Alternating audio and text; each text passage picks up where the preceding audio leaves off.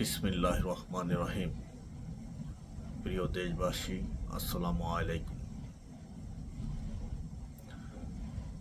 অসাংবিধানিক এবং অবৈধভাবে ক্ষমতা দখলকারী এই অন্তর্বর্তীকালীন উপদেষ্টা পরিষদ দেশটাকে গত এক মাসে ধ্বংসের ধার প্রান্তে নিয়ে গেছেন। ইতিমধ্যে দেশে প্রকাশ্যভাবে এই অবৈধ উপদেষ্টাদের ছত্রছায়ায় দিবালোকে যেভাবে খুন, রাহাজানি এবং বাংলাদেশের বিশ্ববিদ্যালয়গুলোতে যেভাবে প্রকাশ্য পিটিয়ে মানুষ হত্যা করতেছে, এটা ইতিহাসের বিরল ঘটনা। ইতিমধ্যে দেশের প্রায় অর্ধেকের উপরে গার্মেন্টস ফ্যাক্টরি, বিভিন্ন কলকারখানা বন্ধ হয়ে গেছে। আগামী 2-1 মাসের ভিতরে দেশ হয়তো দেউলিয়ার ধার প্রান্তে পৌঁছে যাবে। বিশ্ব মিডিয়ার আলোকপাতে দেখা যাচ্ছে বাংলাদেশ দুর্ভিক্ষের ধার প্রান্তে।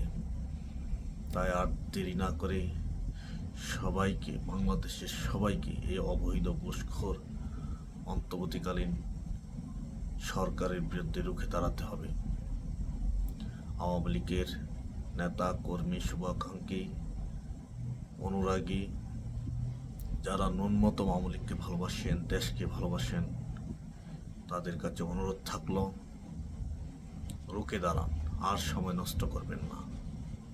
আপনারা অবগত আছেন, ইতিমধ্যেই ঘুষখোরেরা বন্যার ত্রাণের টাকা পর্যন্ত মেরে দিয়েছেন। বন্যার জন্য মানুষ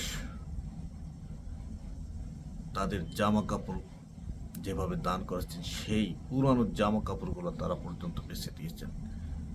তা আপনারা হয়তোবা বিভিন্ন মিডিয়ার মাধ্যমে ইতিমধ্যে দেখতে পেয়েছেন। যাদের পুরানো জামা কাপড় বিক্রির টাকার জন্য অভাব, তারা কিভাবে দেশ চালাবে? এদের থেকে দেশকে বাঁচান। সময় আর নষ্ট করার কোনোই প্রশ্নে আসে না। আপনারা ইতিমধ্যে সব বুঝতে পারছেন কার হাতে দেশ নিরাপদ।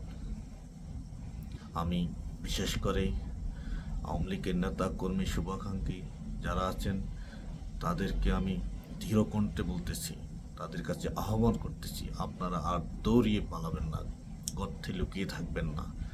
আপনারা যতই দৌড়াবেন, আপনারা দৌড় খেতেই থাকবেন। দয়া করে একবার ঘাড় ফিরে ঘুরে দাঁড়ান, রুখে দাঁড়ান, দেখবেন সব পালাবে।